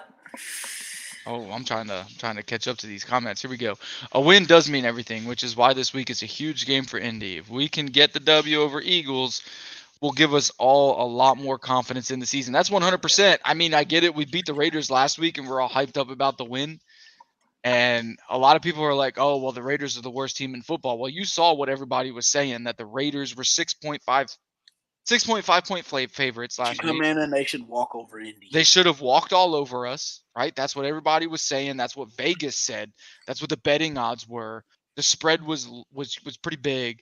And we came in there and we beat them in their own house. And we made their quarterback cry. And we made everyone question who Josh McDaniels is. So, I mean, I'm just going to say that, right? We're not the worst team in the NFL right now. Right? So wins do matter. But here's the thing. We need to step up tomorrow. Tomorrow is a huge contest. So, yeah, to Chad's comment, I think he's kind of picking back what I was saying about win hiding a lot of stuff. But I think this win would mean a lot more. I think this win tomorrow, depending on how we get it, if it's like the win versus the Chiefs where we just got some plays where A.J. Brown drops the ball or something like that and some mistakes that you just don't normally Which could happen because A.J. Brown's known to have brick hands. Yeah, exactly. So that's a little bit different. Now, if we go out there and we look like the better team, that win would mean everything. That win would change around this entire season for us, and it would actually, you know what it would tell us? It would tell us that we have finally turned around into the Indianapolis Colts team that each and every Colts fan thought we were going to see when we got Matt Ryan, and that we thought this team would be coming into the season week 1, and we thought we were going to be a dominant football team that can go out and beat anybody. So the key is on how if we can get the win done. The key is to make Philly play to us. Exactly. We don't want to sit back. We don't want to sit back and play to them. We need to force them to play to us. And flashing back to last week, that was the first time I've seen the Colts in 2.5 years get punched in the mouth, and we fire back. It got to that point where we had a lead on them. They were catching up to us. Then they took it over on us, and we punched them right back in the mouth. Every single time. Usually I agree, and I'm glad you brought that up. That is a best point that any of us had brought up this whole game or this whole show. Last week was the first time someone scores a touchdown off of a turnover, and we scored a touchdown right back. We answered. How about first half points? Every single time. First half points. I mean, what was it, 10? 13? Yeah, 10 to 7? And the offense was moving the ball. We literally it was 10 to 0. Oh my God. No, it wasn't 10 to 0. I think it was like 10 to 7 or something like that. But yeah, I mean, it was just the fact, like, I agree. Like, we scored in the first quarter. That was impressive. That was about goddamn time. Actually, my bad. I didn't know that's the question that you were asking. Wilkins should be on there too. Then, if you're talking about backs who will play tomorrow, we should have. Oh no, that's a good question. I think we might have all backs active, but if anybody's not active, it'll probably be Zach Moss. Yeah, I personally want Jordan Wilkins. Just because I've seen him. Moss. That's Matt's guy. He's going to defend Jordan Wilkins till the absolute end. I fucking love Jordan Wilkins. I like Jordan Wilkins because you put the guy in the ball. You put the ball in the guy's hand, and he giving you 4 yards. So he's going. He's going the direction you told him to go. Yeah, 100 miles an hour. And it's not only that; he's either giving you 4 or 4D. It's one or the other. It's nothing less than 4. It's nothing more than 4 unless it's 40. And that's why I like the guy. Hey, hold on. But he pounds for that 4. That's why I like him so much. Zach has a great one right here. He says Philly is the best team in the NFC. If we win versus Philly, I seriously think the Colts could go on a run. Smells like 9-7 Giants Super Bowl run for Indy. Book it. That's my hot take. Zach, I am with you, bro. Like I don't want to jump just yet. Just because I want to see if this is going to continue. Because as I said, there's even go ahead, Matt. This is the most positive I've seen Zach all year about the 1000%. It is. and I'm here for it. I'm here for it. That's the most positive thing he's said all year. All year. Look at it. He even put the flame emojis and everything. All year he's been so sour and sad. And man, Zach, we need you to stop working on Saturdays and get back on this show. We need to see that type of comment live. Super hot fire. But that's that Jeff Saturday energy. I'm ready to say it, but it's just like I want to see if we can go out and do it and get the win, because there is a stat out there for interim head coaches. After interim head coaches get their first win, they are 11-19 in games after that. So I want to see if this isn't just momentum building up and beating a pretty bad Raiders team. So I'd like to see if we can go out and continue this and get the win and go on a run, even though we could very likely be better than that 9-7 Giants team. We do need some pass rushers back, though. We got Chad comment here. Do you think it was Brady or Reich that was low, or did it not matter and was just a massive shakeup to show everyone that it's all about the win and everyone is replaceable? Yeah. I mean, Chad, I think it's Reich. I mean, and like I said earlier in the show, I think Jim and Chris let Reich do absolutely everything that he could before he lost his job. Changing of quarterback, got rid of the offensive coordinator. You let him call his own game, his own game plan, and he puts up the worst game in franchise history. I don't blame it on Brady. I think it was Reich all the way. Can I answer this question real quick? So I just see now. So if Colts lose to Philly, do you give up on your team? No, hold on. Depends how. So if the Eagles lose to the Colts, do you give up on yours? Because we're supposedly one of the worst teams in football. Just saying. Yeah, no, I don't think you give up on your team either way, because if you look at it one way or another, if you look at Indianapolis, supposed to be one of the worst teams in the league right now, technically, and Philly is supposed to be one of the best teams in the league right now, technically. So if the Colts were to lose to them, they'd just be doing what they were supposed to do. But like Matt said, if the Colts beat the Eagles and we're supposed to be the worst, here's the thing. Up on the Eagles? Here's the thing. I've already seen posts of Eagles fans saying, "Oh, if we lose to the Colts, we need to fire Nick Sirianni." I've already seen it. Oh my God. I've already seen all those posts. Ridiculous. So I'm just saying. I mean, Philly fans, I know how y'all get. Come on now. I grew up in that area. I grew up with you, Mom. I know how y'all get. So. Yeah, but to finish answering your question there, Chad, to piggyback off of what Damon said, I think it was a Reich issue. I think he just lost his fire for I don't know if it's necessarily coaching. He said he still wants to coach, so I'm going to say coaching this team. He probably just feels like he wasn't given the best hand opportunity to coach his team. And if you look at it, he's had 5 quarterbacks in 5 years. So, I mean, even more than that, if you look at some of the guys that have had to come in and play due to injury, and we just needed this shakeup, I think. And yeah, pretty much everybody outside of players during the season is going to be replaceable. And so I think that's what it was. I think this was just a Reich issue. I'll say this. If Reich had Andrew Luck this whole time, we wouldn't be having this conversation today. We would not. We'd be in the Super Bowl, bro. I mean, like, I think we'd have 2 championships, honestly, in the last 5 years. There's a lot of things. There's a lot of things. I gotta comment on this real quick. He Oh says, "Get my the batteries, goodness. Philly fans. EDP. Philly fans are something." Hey, bro, chill, man. I'm not an Eagles fan, but I am a Philadelphia Phillies fan. All right, I grew up in Philly, so all those fans are kind of the same. So I know how they get because I'm a Phillies fan. I get the same way. So come on now, chill out. Oh man, these comments are getting wild tonight. I love it though. I feel like this whole show we've been able to kind of interact with the fans here. Chili Scope does a great show. Yeah, man. The Colts play. If they make it a game and look good. Yes, exactly, Chad. I don't think we give up on our team if we lose in the shootout or if we lose in a tight game. I mean, I think that's going to show some more grittiness and it will give us a further analysis of both the offense and coaching staff that we have on. What I want to see is the consistency on the offense. That's it. I just want to see that offensive line consistently block the same way they did last week. I want to see Jonathan Taylor rush for 150 yards plus, if that. I mean, I'll take 120 plus. I want to see him get 20 plus touches. I don't want to see Matt Ryan throwing 54 times in a game like he was doing with Frank Reich calling plays. I don't want to see that. That's why Matt Ryan was so successful last week. He didn't throw 50 times.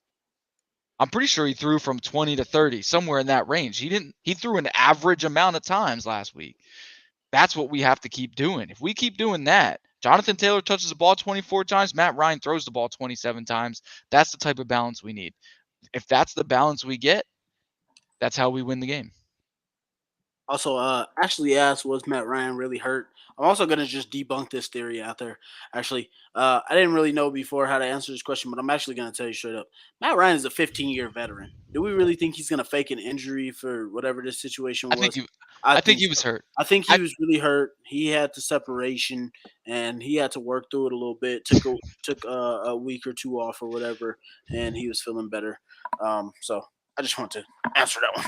This is a good question from Brock. I saw Jeff practiced everyone in the snow. What do you think his reasoning was for that? I think it was because he wanted to toughen the damn team up. I think that's what it was. You want to callous your hands. Yeah, I think what it was you guys have been playing soft. You played well against the Raiders, but it's not enough. You don't get to practice inside until you show that you're tough enough to practice inside. I think that's what it was. Harder when you win versus harder when you lose. Right, and you can tell, right, that Jeff Saturday was coached by Tony Dungy because that was a 100% Tony Dungy move to practice them outside knowing they're playing inside. And I'm here for it. I absolutely loved it. I think it was great. I think it's going to benefit us on Sunday somehow, some way. Our guys need it. Our guys need it. 100%. I think it's continuing to push. You know, Jeff Saturday came in and gave him that energy, and now he's showing you like, hey, we're going to tough it out. We're going to be like one of them outdoor teams, and we're going to be tough. Anybody that comes in this building to play, they're going to be a tough out. I know this is early. I know this is early into this one, and I've been really conflicted about this in my head, which is why I wanted to bring it up. But Jeff wins this game. Jeff maybe wins four or five games for the rest of the season. Absolutely. I mean, do we consider keeping this guy? Do we still interview? Because here's my thing. Really, you have to still interview. Here's why right, but here's why I'm conflicted. We keep him. I think he's going to do really good for us this season, right? But what if this guy falls flat on his face? I know it's so many what ifs, but then you're like, oh my goodness. Then you're going to get the, oh, I told you so. Oh, I knew this. We saw this coming. So it's just, it's so weird. It's so complicated. I feel like with this coaching staff right now. I definitely want to comment on that. Right. And I agree. I think so. The thing is, you still have to do your due process at the end of the season. Right. Let's go on the idea that Jeff succeeds. Right. Go 7-1. Go 7-1. Hell yeah, Jeff. And let's say this is a real possibility. This is a real possibility here. It is. So let's say it happens, right? We still have to do our due process because of the Rooney Rule. So we still have to interview other people, right? Other candidates, whatever. then we can still hire him. You just still have to give your due process, right? But now my main question comes. If Jeff is rehired, does Jeff keep Parks Frazier and promote him to offensive coordinator? That's such a good question. See, your question it's the exact same. It's the exact same thing that I said though. What if he kills it? What if he kills it for the rest of this year consistently and then falls flat on his face? You could have went and hired a guy that could have been a Hall of Fame. That's the problem. That's the problem with all of this, because if you think about a majority of the staff came on Frank Wright. So whether he goes 7-1 or not, a lot of the staff is probably going to leave. So then he has to go find his own staff, which means he probably would fall on his face because, I mean, basically just going to have a staff full of former players. Like, hey, Reggie, stay and coach the receivers for me. We got linebackers coaches. Hey, Peyton, you're going to come call plays for me. You know, he's going to have to find his own staff. So that brings me to my conclusion. I actually don't think Jeff Saturday is going to be back as our head coach next year, regardless of what happens. I think even if we were to somehow make a crazy Super Bowl run, I don't think he'd be back as our head coach. I think this season is going to end, and he's going to be like, look, this took a toll on me. This took a toll on my family. I've been out here coaching. It's been tough. I'm going to hang it up as a coach, and we're going to be looking for our next guy. But then on the flip side, you know, he could absolutely love this, right? He could, because he's been sitting behind a desk in ESPN, and that's not football. So honestly, he could absolutely fall in love with this. So I think Damon's question right now is 100% valid, and I don't think we're going to get an answer until about March. To be completely honest. That's what I'm saying. I want to answer this. Ashley says he said he could be our line coach. They've been asking for like 2 years, so we'll see. Yeah, we'll see. I want to answer this from Brock. He says we go 7-1, we can still make it to the wild card. If we hold on, division. Yeah, if we go 7-1, we win in the division, because I looked at the Titans schedule and they're dropping at least 4. Going the rest of the way. They still got to play Philly. They got to play Dallas, right? And they're going to split with Jacksonville, because Jacksonville is no scrub, right? I can't remember who else is on their schedule the rest of the way, but their schedule wasn't easy. They play the Eagles still too. Yep, they play the Eagles. They play the Cowboys, and honestly, the Tennessee Titans have not beaten a team with a winning record all year. They are the most overachieving, overrated team. The only good thing about them is Mike Vrabel. I have the utmost respect for Mike Vrabel, even though Damon wants him to get knocked on his ass. And he says it every time. David hates him, but I have the utmost respect for Mike Vrabel. I think he's one of the best coaches, and I think we swung and missed when we went Frank instead of Mike. I was just about to say that. No, we didn't go Frank instead of Mike. What happened is we interviewed Mike Vrabel and we've interviewed Josh McDaniels, and we chose Josh McDaniels, that's right, Mike Vrabel. And so Mike Vrabel goes and gets hired by Tennessee. Vrabel backs out on, Josh McDaniels backs out on us, so we have to go hire Frank. Because you imagine what Mike Vrabel would do with these rosters that Chris Ballard has put together. Bro, we won a Super Bowl already. I hate thinking about it. It just disgusts me that we missed out on that. Zach says Jeff Saturday did say he's got a list of legit OCs and DCs he'd like. I haven't. He got a coaching gig. I haven't seen that. I haven't seen that, Zach. If you wouldn't mind, could you send that to me so I can? He said it in it. He said it in an interview. So someone asked him, has he ever thought about it? And he said he spoke with someone. I can't remember who it was. And they told him to make sure that he just has a list of people, right? They always kept a list of people that they would work with if they were coaches. So when he was working at ESPN, he said that he made a list of OCs and DCs that he would have if he were to become head coach one day. He did say it. It was in an interview. It came out. It was an interview of the week that he got hired. One of those first interviews when he became the interim head coach. I can look and try and find it. I remember listening to it. It was a Colts one too, man. You can just go on the Colts app. I'm pretty sure it's one of those. He said this is a press conference when he got the interim one. Yeah, I'll have to check that out. Yeah, it was. He said it. It was just one of those things. Ashley says the Titans' defense is overrated. I got to disagree with you there. The Titans may be overrated as a team, but their defense is legit. Their secondary is overrated. They're not even overrated. They're people out point blank say they're trash, but their defensive line and their linebackers play. Oh, yeah, so no. that it mask their secondary. Like That's their what I'm saying. Their secondary is trash. But Trash. But defense as until a they play the whole- Colts, until they play us, and their secondary looks like That was Frank Darrelle Wright's Revis fault, and- man. No, That's Frank no, Wright. no, That's Frank no. Wright. That's Frank Yeah, Wright. that Because was Frank Wright, and Matt Ryan wanted to be dumb that game. Frank Wright was fucking retarded every time he ever played Tennessee. And that was the game that I was said we should have sat JT so a running back could have taken full carries. Why Ryan? Why every time we play the Titans, Jonathan Taylor has 10 carries? Why? Oh, hold on. I want to respond to this. Brock says Vrabel is one of 2 Patriots I absolutely have mad respect for. Him and Teddy Bruschi. I hate Teddy Bruschi. I think Teddy Bruschi is the biggest dumbass that came out of football and went to be an analyst. I can't stand that dude. I love Teddy Bruschi. He came Ty from Law.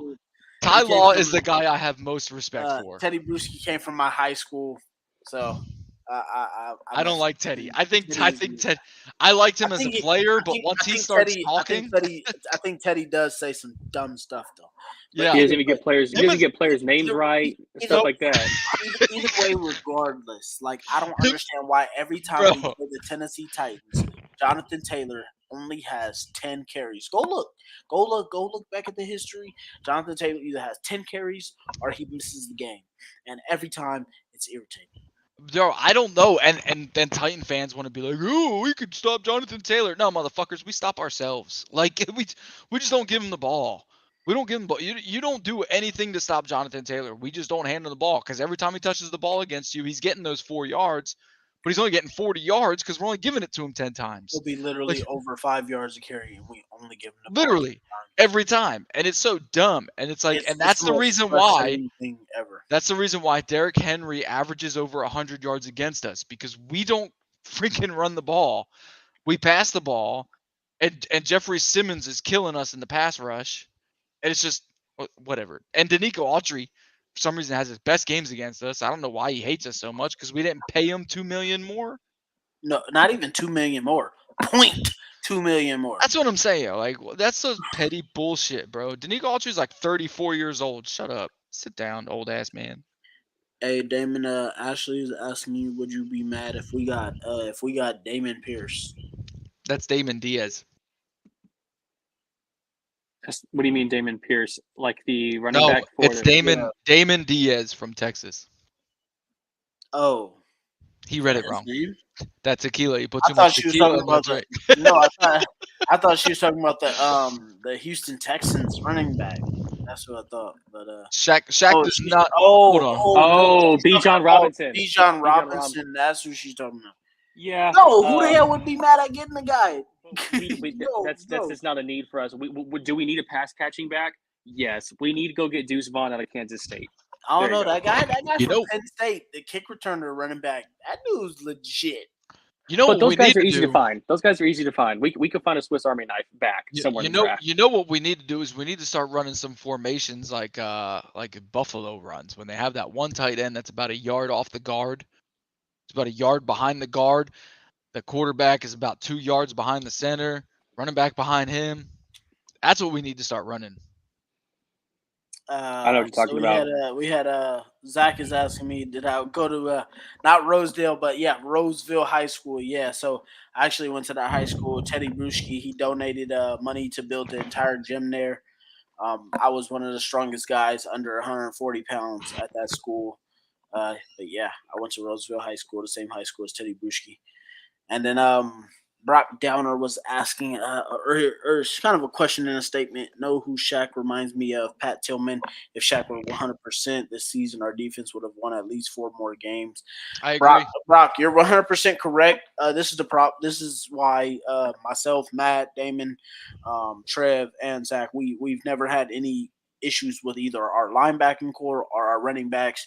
But if we have Shaq Leonard out there, we at least are at 0 at the turnover margin with what his ability is to do on the field. So it'd be nice if we can get him back. I'm really scared he's going to be on the verge of retiring due to this whole situation with him. So I hope we get him back. But his turnover ability is just what we need. It's crazy that he said Pat Tillman. Do you guys know who Pat Tillman is? I do know who Pat Tillman is. That is one of the greatest humans to ever play football to go through what he did. when I was deployed, man, we had a USO named after him, and I every time they sent me on rest and to go rest for a couple days, that's where I went was the Pat Tillman USO, and I was just sleeping there for like 3-4 days, man. It was good times. Good times. I used to see his big old picture in there. Zach said Coach should run student body left out of the wishbone with all the running backs that we got. We could, and I agree. We could run that or the wing T. Or the wing T. Not even just that, man. Why don't we ran it last week? I remember seeing it last week. We ran 2 running back sets last week, where you had Matt Ryan back in shotgun and you had a running back on each side. We did run that last week multiple times, and I've been saying, why don't we run that? I've been saying it all year. Like we have DJ, we have JT. That's something that defenses wouldn't know what to defend. Peyton had a Pat Tillman question. Wasn't he shot by his own guys, or was that just a stir up? I'm not 100% sure on how he died. I just know that he left and became a Ranger in the Army. I'll look it up, find out. Yeah, I'll have to look it up because I thought he was shot by one of his own guys at a shooting range, but I think that might be somebody else.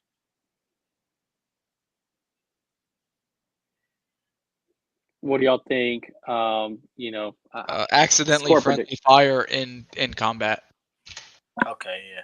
He was shot by one of his own guys. Yeah, in combat. What do y'all think score prediction-wise tomorrow? How are y'all feeling? What are y'all thinking? 1 second. Hey, Brock, what branch were you in, man? But go ahead. I actually want to say we're doing score predictions. No, locks of the week. That's what it's Locks. There we go. Oh, we're going locks. All right. Somebody else is gonna have to go. Get the animation, Matt. Brock, I was in the Army, or I am in the Army. Right now, I'm an Army recruiter, and we work pretty closely with the Navy. We're good friends with them. I don't know why it failed. There we go. Boom. There it is. It locked for. There we go.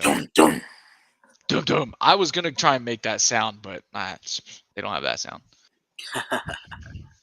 Power T. I ran the Power T and the Wing T. So what are your locks? What do you guys got? Damon brought it up, so I know Damon's got one.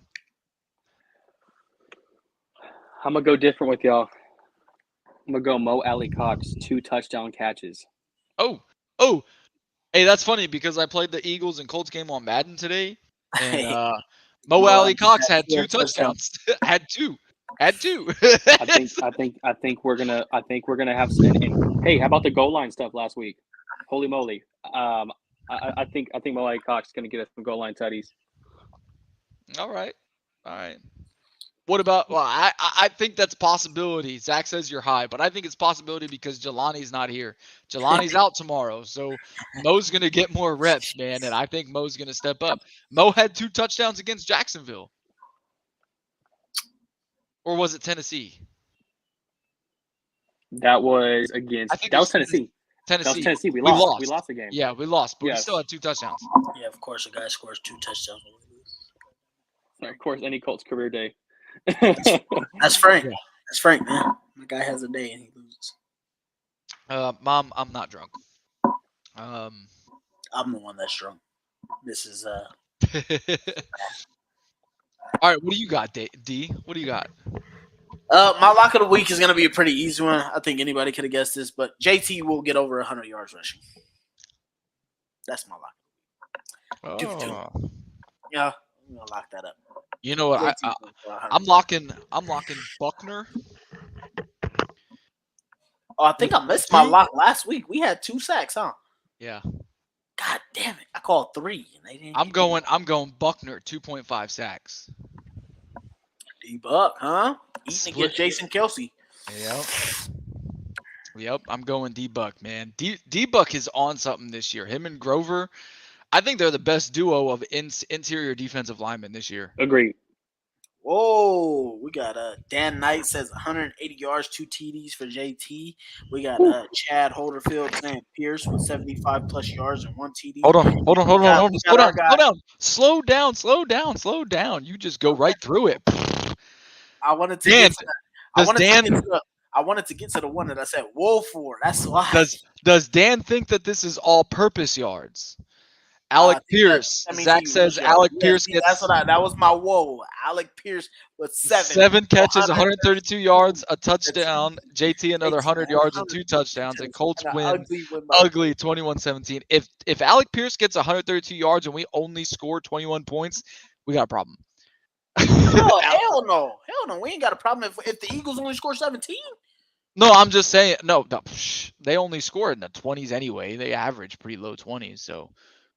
Hey, I like it. I like it too, but what I'm saying is if he's getting 132 yards, he better at least have more. We better be up by more than 21. Nah, that just means Matt made another stupid read and didn't throw it to the quick out. All right, so then Chad says Alec Pierce has plus 75 yards and 1 touchdown. Everybody's loving it.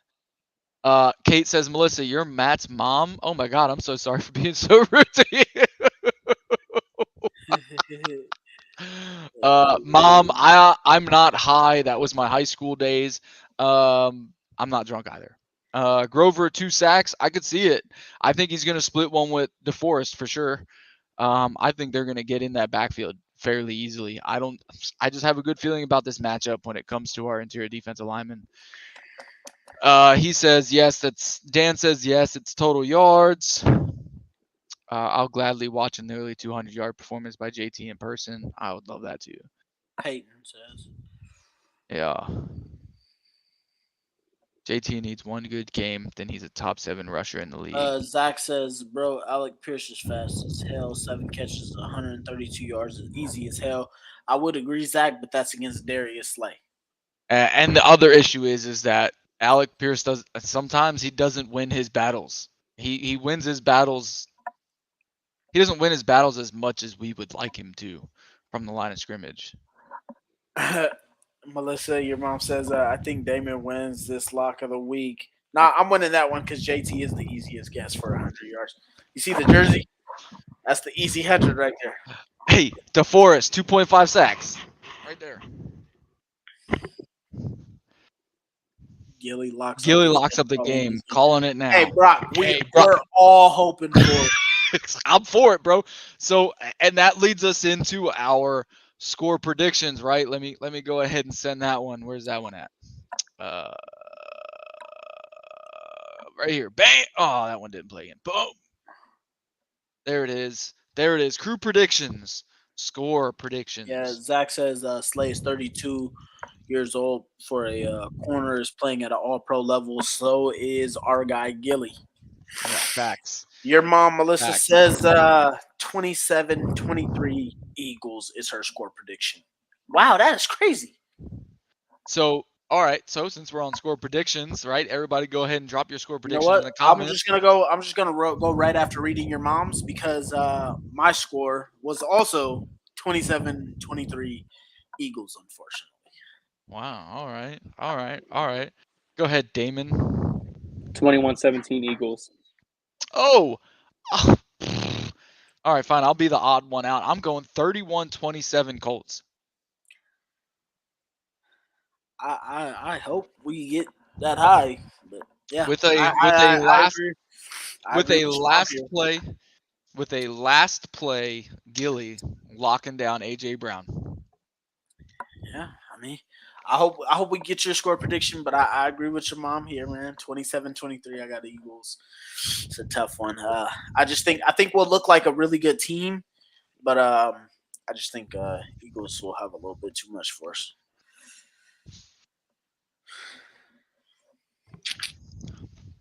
Your mom's calling you drunk again.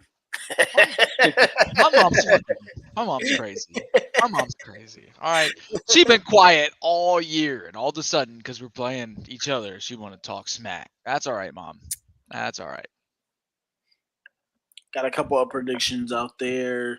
Looks like we got Peyton saying 23-16. I'm guessing that's for the Colts. We got Chad saying 30-27 Colts. We got Brock at 21. to 24 Colts. Ashley, same 24-21 Colts. Even Zach is picking the Colts 21-17, the opposite of Damon there on the Eagles end. What else we got in here? We got Dan Knight at 24-23 Colts. It looks like we have a pretty majority Looks is like pretty tight going spread here. Colts, except for me and Damon. Me and Damon and Mass Mom are the only ones going Eagles. So, Well, of course hopefully she's the- going hope- Eagles. hopefully the majority is correct here. Hopefully, you know. I'm just saying, man. I think as long as we keep Jalen Hurts in the pocket, as long as we keep them from being able to run on the outside edge, man. And Gus has been a better defensive coordinator than Eberflus, in my opinion. I mean, he took this defense from Just a turnover defense. That's a turnover defense. Like we're top 5 without even being a turnover defense. We're number 4. Imagine if we were getting turnovers. Yeah, If we were getting turnovers, we're number 1. Melissa, Damon's score was 21-17 Eagles. Mom, the names are underneath us. All you gotta do is read the names. Oh, I thought she was saying his score.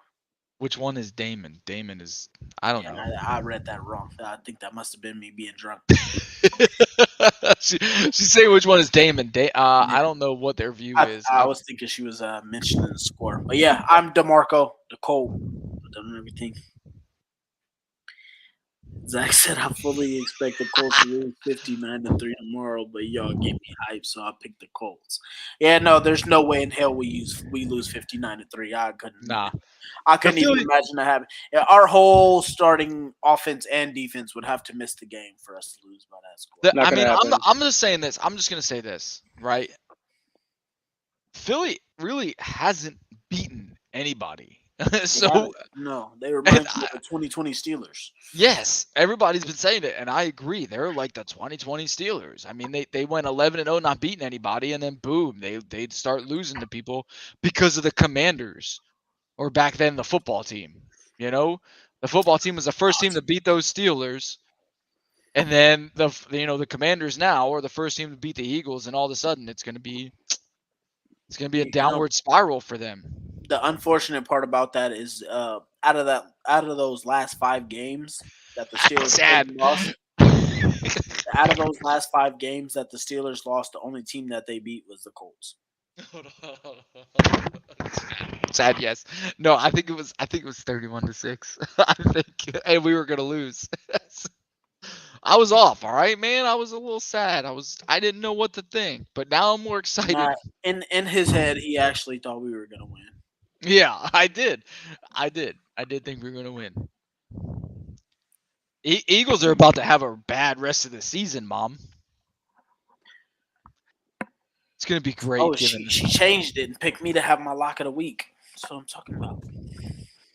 Anyone want to take a guess which offensive player scores for us first? My guess is Paris Campbell. I'm with you, 100%. Mo Cox. Jonathan Taylor. I'm going Paris too, baby. Let's go. Jonathan Taylor. I'm getting him on a 34-yard touchdown. And I'm gonna make sure to comment on his wife's Twitter tomorrow too, just to make sure. So that tell your husband to score the first touchdown. I got him in fantasy, so he can give me a TD. I need you, Paris. Hey, she likes all of my tweets, so it's cool. All right. Paris Campbell's wife likes all of my tweets. Anybody who talks good about her husband, she likes their tweets because everybody talks bad about him since he's been hurt. Yep. Nope. I'm always talking good about Paris on Twitter. Because I didn't get on Twitter until he started doing good. So it just kind of. Oh, we want to take a guess on Matt Ryan rushing. He's not gonna rush. Maybe CBC. He's gonna have 4 yards. That man is cramping from last week. All right. He's gonna have 4 yards. Let's talk about that. Last week he had about an inch from not being tackled by that dude to have a 70+ yard touchdown. The craziest part is why were guys taking so long to catch him? I'm sitting there watching them run, and I'm like, why are you not outrunning this guy? It's like you chasing your own kid. It's like you catch up to him hella fast. They were just like letting this guy scamper. Hold on. Kate says, Kate, who's wild as fuck? All right. Is it me? She's probably talking about me. So she's talking about somebody. She said Matt, and then Harris, then you wild as fuck. I don't know. Kate's all over the place. Nah, Melissa, he definitely gonna run from that defense. Yeah, he definitely gonna run. He definitely Chad gonna said run. 45 yards and 2 TDs. Not happening for Matt Ryan, but it might happen for JT though. Hey, listen, I'll say this. When Matt Ryan ran that 39 yards last week, he did not look as slow as Peyton Manning running a 7-yard boot. All right? We'll say that. Hey, he had that defense so full he could have looked back. Bro, he had no one near him. And then he had them thinking he was going out of bounds, and he decided not to. Did you see Kylan Granson's locker room talk about it? I did not. Bro, it was the funniest shit. That was one of the funniest videos because he was like, yeah, I didn't expect him to run, and then he was running. And then he decided not to go out of bounds, and I got so hyped. He thought dude, yeah, Kylan Jim Granson Irsay was like the best scrambling quarterback in the league. Oh my god, man. Last week was a good week. I think Colts fans needed last week, man. We needed that. Big time. I mean, the good thing for us is Jim Irsay keeps us excited about each and every week, so it could be something different, you know. And I fucking hate Jim Irsay so much, but I love him sometimes too. This week I love him when he was like, "Oh, we're not opening the roof. We're gonna fire that guy." I was like, "What the fuck?" Either you scramble or I'm gonna bench you like the Redskins bench RG3. So that play design was actually everyone going to one side of the field, and the way the blocking was, it opened up a hole for Matt. That's the only reason that run worked. Yeah, and the good part was the Raiders happened to be in man defense. Yep, and they were in man. So and they were stupid. It was like a 2nd and long. Yeah, so it was 3rd down, I think. It was 3rd and 3. So when all those receivers went to the left side of the field, all the DBs followed, and then the linebackers did too because the linebackers were in man coverage. So there was literally nobody on that side but Ashton Dulin. So when Matt ran, Ashton Dulin was able to just block for him. Gaping hole. Big gaping hole. I guess the good part was we didn't have Sam. Otherwise, we would have had a spy. Look, let's say this: if this whole Jeff Saturday experiment works from Jim Irsay has to go down as the greatest owner of all time. Like he'd have to be number 2 to Robert Kraft's 6 championships. So okay, but Robert I'm have to Kraft, agree with you, DeMarco. Hold on. Now, you know how all that went down, right? So Bill Belichick was supposed to take the New York Jets job as head coach. Yep. You guys know that, right? Yep. And then he left. He left a little note saying, "Never mind." Pretty much. That's why he hates the Jets. Yeah, and then he went to New England. Robert Kraft is being carried by Bill Belichick and Tom Brady. That combination, in my opinion. Hey, Brock Downer. Hey, that's exactly why I said. He said maybe he was right when he said he didn't know how to make sausage, but he could build a football team. And everybody laughed at Jim Irsay, but I tell you what, I did not laugh because I didn't like the fact that he used sausage. He could have said brain surgery or foot surgery or driving a bus or something, but it was a hell of a quote because I appreciate it. I can't tell you how to make sausage. I can't tell you how to do everything. I can tell you how to win a football team. Exactly. My guy, Jim Irsay. Listen, for one, that only made me second guess why our offensive line was so trash because you're clearly not feeding them if you don't know how to make thinking sausage. About sausage. All you got to do is go to fucking Walmart and buy a package of sausage and throw that shit on the grill. I mean, still don't tell you how to make it. You just throw that shit on the grill and no, that's not how you make sausage. Oh my god, bro. Okay. see my point. You gotta grind it up. You gotta you grind up all the extra bullshit from whatever fucking. That's what I'm saying. That's why I said it was a great quote. Like what he should have said is, I don't know how to do brain surgery. I don't know how to tell you how to run the country, but I do know how to build a football team. So if I'm you going to leave answer a different this. team, it would've I been- want to say something to this, all right? Because I'm experiencing the Jerry Jones effect here in Dallas. All right, I live down here. You know, I recruit in Frisco. Frisco, Texas is where the headquarters of the Cowboys are, right? We go there and we eat every once in a while so we can feel bougie. We eat with the rich people and then they buy us food. I've been in their headquarters a couple times. I've looked at all their Super Bowl trophies and all that stuff. And Oh, you mean 5 of them? 5? yeah, we've tried to. They don't even let us try and schedule some kind of event, right? We got to go to the Frisco Fighters, which is their arena football team out here. But whatever. Jerry Jones. The only reason the Dallas Cowboys are the highest sports, all of sports, Was because valued of the fact that franchise. they chose, No, to be he America's owns. team. He owns all of this. It's got nothing to do with being America's team. Jerry No, Jones. no, it himself- does. No, it doesn't. Jerry Jones alone is rich, right? And this is why. Jerry Jones bought all of the land out here, right? So all of this area 10 years ago was farmland. It was all farms. He bought it. He bought all the farmlands and he built this area to be like this high-end city, right? He also developed a Dallas tollway. That Dallas tollway was alone made for his players so that his players didn't have to live in the high-end city. They could live out anywhere else they wanted to and then travel to Frisco to be able to make it to practice.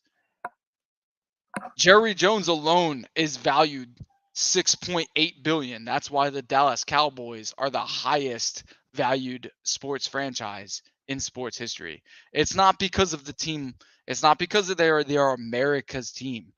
It's because Jerry Jones is rich, and Jerry Jones bought half of Northeast Texas. I remember them telling the story that they wanted to around the same time that the Cowboys, before they started winning their Super Bowls, they had this story out that was supposed to be for the Pittsburgh Steelers because they were winning all those championships. They were the Steel Curtain, and they were supposed to be as the America's team.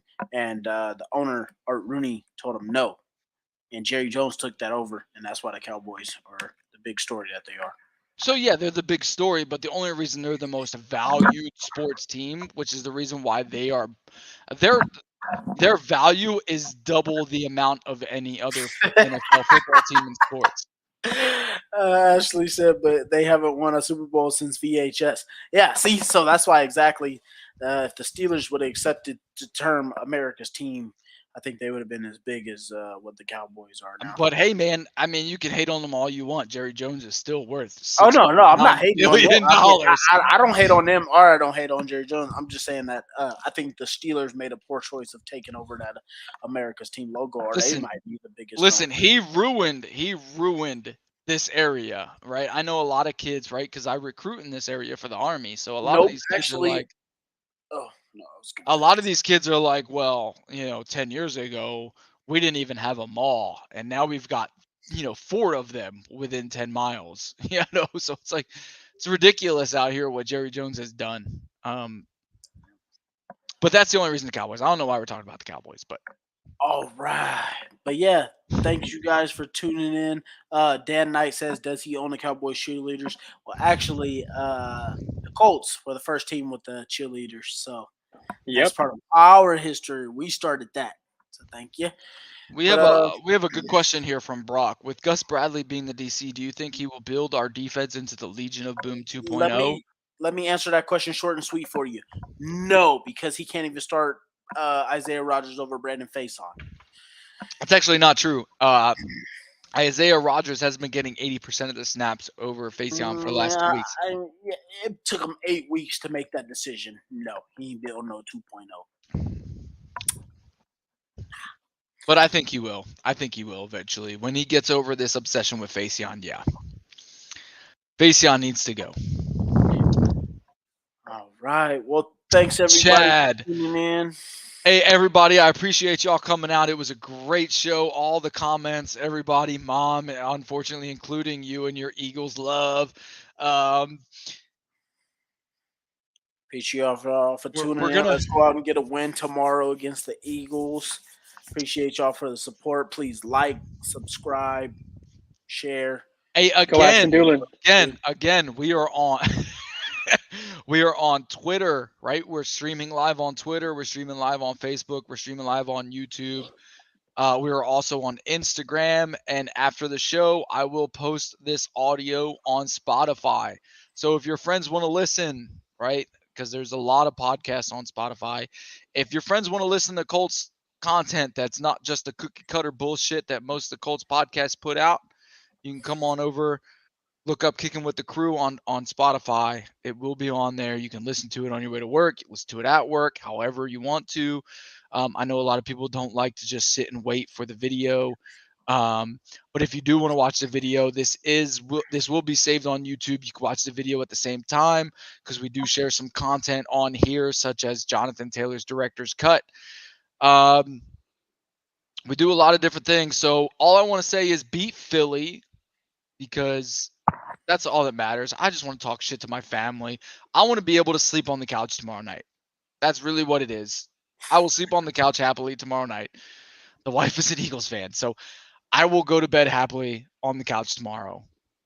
You guys for tuning in. Go again, always Chad, Brock, you guys have been here. Ashley, Kate, always.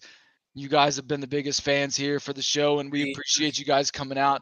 Peyton, appreciate you coming out. Everybody, keep coming out every week. Get your friends to come out. I mean, it's a good show. It's fun. All we do is drink. I mean, you see the big old Jim Beam bottle back here, man. All we do is drink and talk, except Damon, because his girl's got him on a leash. But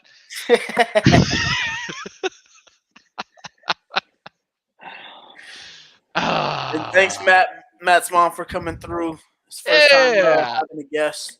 Thanks, Mom, for coming out. Chat thread again tomorrow. Of course, Chad. Of course, if anybody is in here that is not involved in the group that we own. So For the Shoe is our official group. It used to be the title of the show, but we changed it because of possible copyright issues. But For the Shoe is our group. That is the official Colts group for us. If you're not in there, go ahead and go in there. We do post a game thread every week. We make sure we do that. So it's to prevent having 10,000 different posts posting up during the game. We also turn off posts during the game so that you guys can just comment on that one game thread. It just allows the conversation to keep going. So yes, there will be a game thread tomorrow. Blue Crew For the Shoe. I love it, Dan. That's an awesome name, man. That's cool. Join our Facebook Messenger. Hey, man, go ahead and shoot us a message, and we'll probably join that too, man. Just shoot us a message and an invite to it. But again, appreciate everybody coming out. Have a good night, and go Colts. Always go Colts. Buckner with 2.5 sacks tomorrow. He is going to drop the throw. Fires deep along the right sideline for Alec Pierce. He is going to drop the throw. Fires deep along the right sideline for Alec Pierce. He's got it. Touchdown! Touchdown! Alec Pierce spikes it into the end zone. Touchdown! INDY! A 32-yard grab over the shoulder snag.